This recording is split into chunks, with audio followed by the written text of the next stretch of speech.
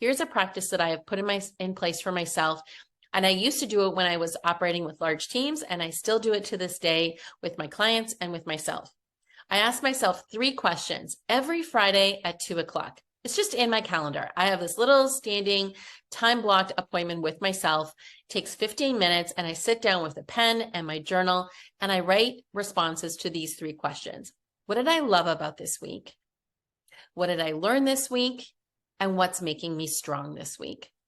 And I just do that activity. And I tell you, the power of that activity is so grand, because what it does for me is, like, first of all, what did I love about this week? If the answer is like, I didn't love anything, I'm going to make sure that next week in my priorities, I'm doing something that I love in my business, in my life. Like, what are the things that I love doing? Like, I love taking a midday walk in my business. And I don't know, I'm looking back at my schedule and I didn't do that this week. And my body's feeling kind of sluggish and bloated. And so I'm just going to make sure that I've got that prioritized next week.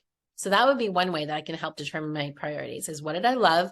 And if there isn't enough of that love going around in my business, well, I got to make sure there's more next week.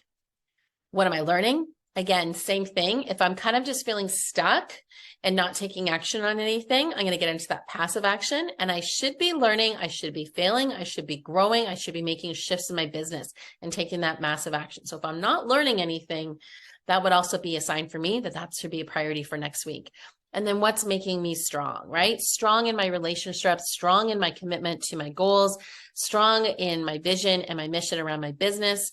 If I'm feeling like shaky, and I'm going to know that by my bodily sensations, right? I'm going to feel some tightness, maybe in my shoulders, maybe in my neck, and I'm going to do something about it, right? I want to make sure my body, my mind, my emotional well-being is strong going into that next week. So I always do that 15-minute journaling session with myself every Friday, 2 o'clock, like clockwork. It's in my calendar. I never forget about it.